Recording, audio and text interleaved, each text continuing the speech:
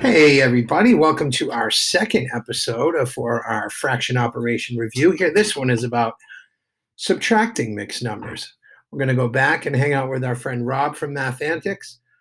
And just like in the first video, every once in a while, the video will pause and there'll be short little multiple choice questions to check for our understandings.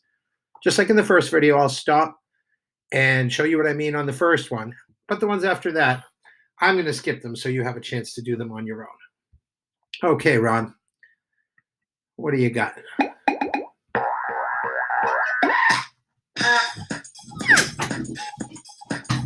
Hi, I'm Rob. Welcome to Mathantics. In our previous lesson, we learned how to add mixed numbers. And in this lesson, we're going to learn how to subtract them. Subtraction is always a little trickier than addition because subtraction does not have the commutative property.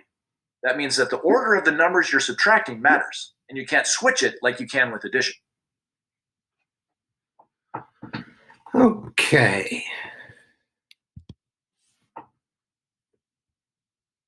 True or false? The order of the numbers can be switched when subtracting.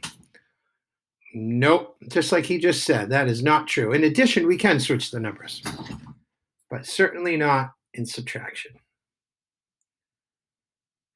Addition. Subtraction is also tricky because if you try subtracting a number from a smaller number, like 1 minus 5, you get a negative answer.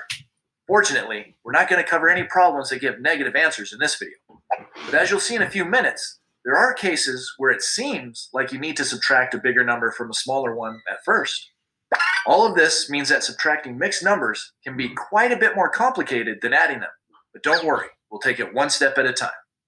And it'll help a lot if you make sure that you have a good understanding of topics like adding mixed numbers, subtracting fractions, order of operations, and multi-digit subtraction, because this lesson builds on all of those concepts.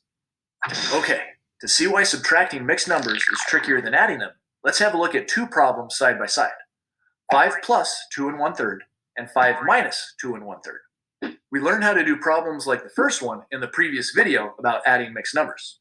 Since 2 1/3 just means 2 plus 1/3, we learned that we could rewrite the problem like this.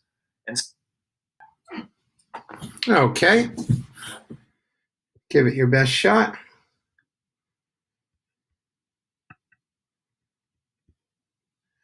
I'm going to skip. And simply add up the whole number parts to get the whole number part of the answer. 5 plus 2 is 7, so the answer is 7 1/3.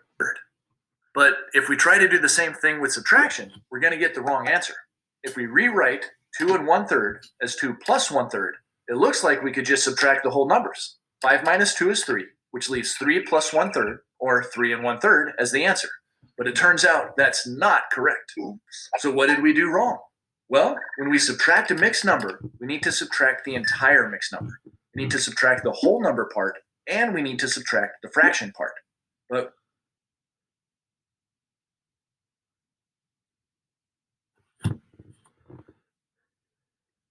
What do you think? I'm going to skip. But we didn't subtract the 1/3, we added it. That's because when we rewrote the mixed number as a sum of a whole number and a fraction, we forgot, or we didn't realize, that they form a group. We just put the 2 plus 1/3 right after the minus sign, and it made it look like we should subtract the 2 and add the 1/3, but we actually should have subtracted both of them. One way to avoid that mistake is to use parentheses around the mixed number you're subtracting so you remember that its parts form a group, and you need to apply the minus sign to the whole group. And you can only get rid of the parentheses after you apply or distribute the subtraction to each member of the group, like this: minus 2 minus 1/3. Now that we have the problem written correctly, we'll get the right answer if we do these math operations. Okay. Try to see if he means by distribute the subtraction to both terms as you fill in your notes. I'm going to skip. Going from left to right, we have 5 minus 2, which is 3. But then for the last step, we need to subtract 1/3 from 3. That might seem hard to do unless you remember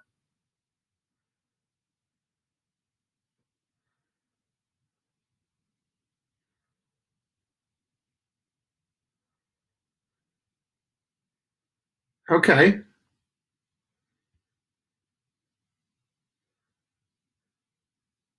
remember what we learned about whole fractions in the last video. When adding mixed numbers, sometimes we'd get an answer like this, 2 3/3. But since 3/3 is what I call a whole fraction, its value is just 1. And we learned that we could simplify an answer like that. 2 3/3 is 2 plus 1, which is 3. Well, how about if we just do that same process in reverse? Instead of simplifying, let's unsimplify. We're trying to take 1/3 away from 3, right? So let's rewrite 3 as 2 plus 1, and then let's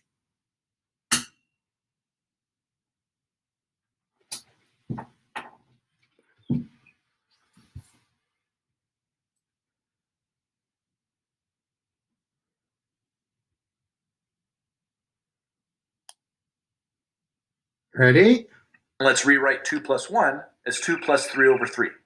Does the problem look easier to do now? We can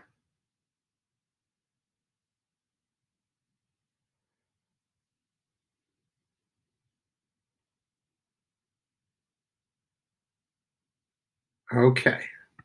we converted part of the whole number into the whole fraction, 3 over 3, and we already know how to subtract fractions. 3 over 3 minus 1 over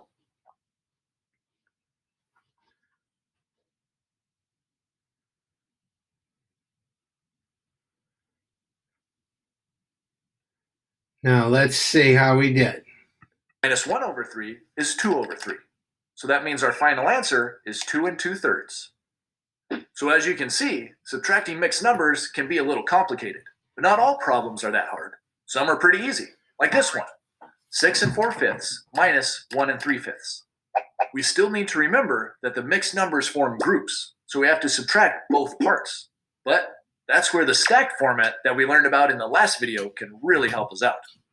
Since the order of a subtraction problem is important, we need to be sure to put the mixed number that we're starting with on top, and the mixed number that we're taking away on the bottom.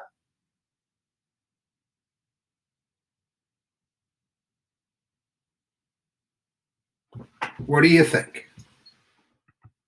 And doing that helps us remember that both parts of a mixed number are being subtracted, even if we don't put parentheses around them to remind us. That's because we'll subtract the parts column by column, just like we would in multi-digit subtraction. We'll subtract the fraction on the bottom from the fraction on the top, and then we'll subtract the whole number on the bottom from the whole number on the top. 4/5 minus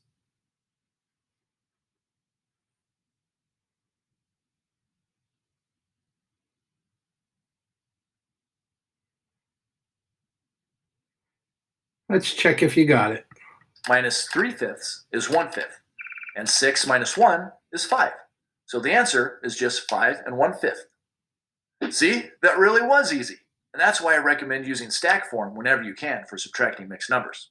It'll help you remember that both parts of a mixed number are being subtracted without having to worry about groups or parentheses. But even though the stack form is a great way to keep from getting confused about groups, it doesn't make every problem quite that simple. For example, let's try the problem 5 1/7 minus 2 3/7, and let's use stack form again. We're starting out with 5 1/7, so it goes on top, and 2 3/7 goes on the bottom. But when we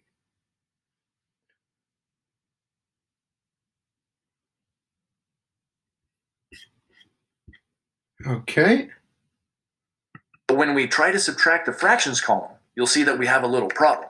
1/7 is less than 3/7, so we can't subtract it without getting a negative number, which we'd really like to avoid. So what do we do now? Well, do you remember what you do in multi-digit subtraction when you have to subtract a bigger digit from a smaller one? Yep, you borrow or regroup from the column to the left. And we can do something really similar to that with mixed numbers. We can make the fraction part of a mixed number bigger by borrowing from the whole number part. In the video about adding mixed numbers, we learned that a mixed number with a fraction part that's improper is bad form, because you can simplify out a whole fraction and then add it to the whole number part. Well, we can do that process in reverse also. We can subtract out 1 as a whole fraction from the whole number part and add it to the fraction part to get an improper fraction. And even though that's considered bad form, it's okay because it's not our final answer. And it helps us subtract the fraction column without getting a negative fraction. In this example, we do that by changing the whole number part, 5, into 4 plus 1, and then changing 4 plus 1 into 4 plus 7 over 7. And finally, we can combine that 7 over 7 with the 1 over 7 to get 8 over 7.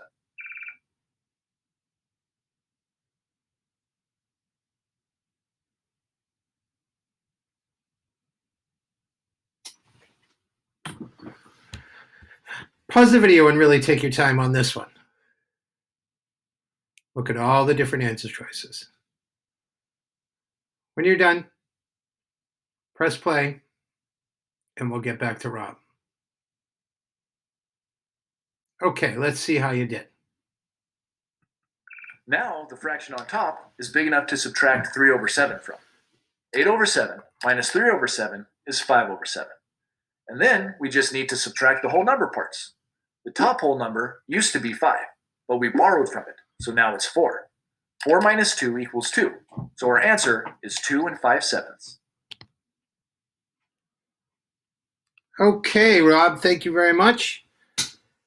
So, good job, everybody. That was your review on subtracting mixed numbers. See you next time.